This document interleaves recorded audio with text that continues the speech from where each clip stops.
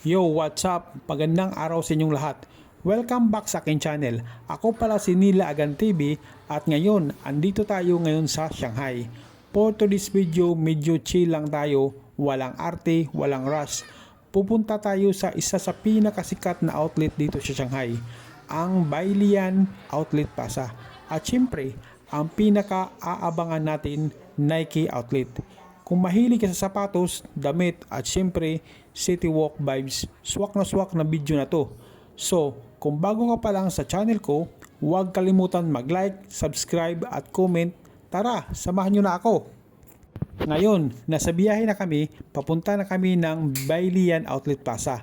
Actually, medyo malayo siya sa city center ng Shanghai, kaya magandang planuhin talaga.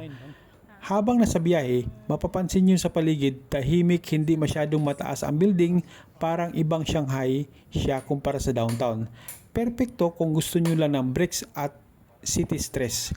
Tsaka sa mga nagtatanong kung sulit ba talaga pumunta sa outlet dito sa Shanghai. Mamaya, malalaman natin. Ayan na guys, andito na tayo sa Nike Outlet Shanghai.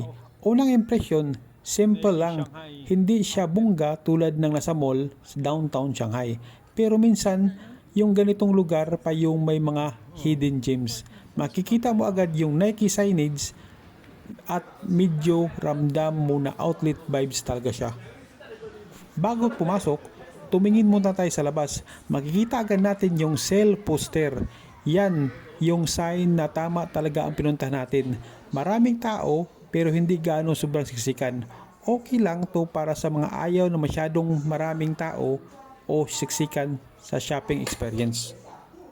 Guys, nakita nyo yung mga sale na nakalagay, 7.5, yan yung 25% off, babawasan pa yun yung presyo nyan. Pag may nakalagay na 5.5, it means 45% off yan. Una kong napansin, maluwag yung space, maayos yung pagkaka-arrange ng item. Diretso na tayo sa shoes section. Grabe, ang daming pagpipilian. Running shoes, training shoes, basketball shoes, pati lifestyle sneakers.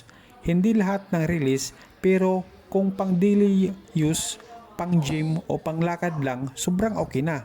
May mga presyo dito na mapapaisip ka talaga kung bibilhin mo na agad.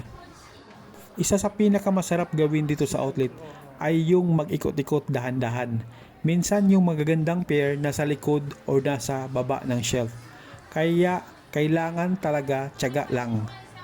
Sinusukat muna yung sure, importanteng comfy siya, hindi lang maganda tingnan.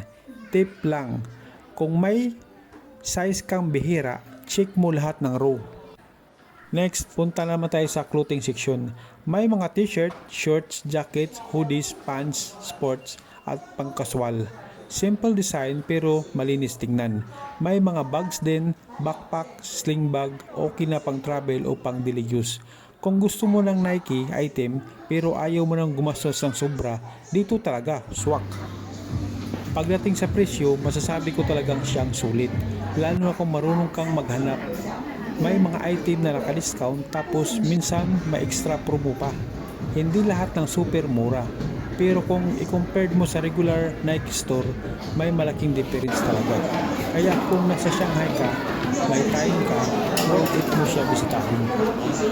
Ito yung clip sa aming shopping. Enjoy watching!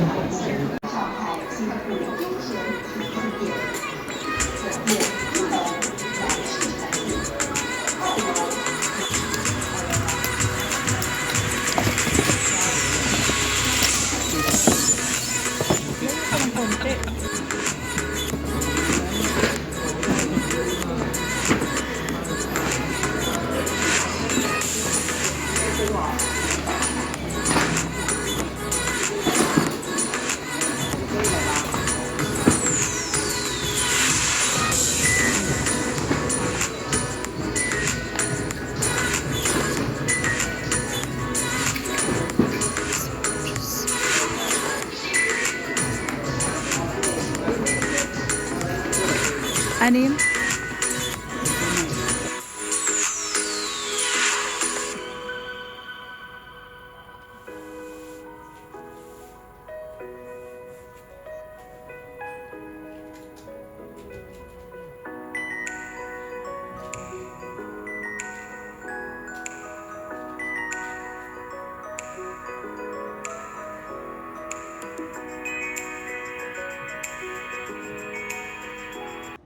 After shopping, pahinga muna tayo.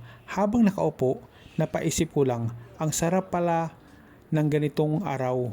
Walang pressure, walang rush. Simple lang, lakad, tingin-tingin, sukat, kunting bili, tapos enjoy lang.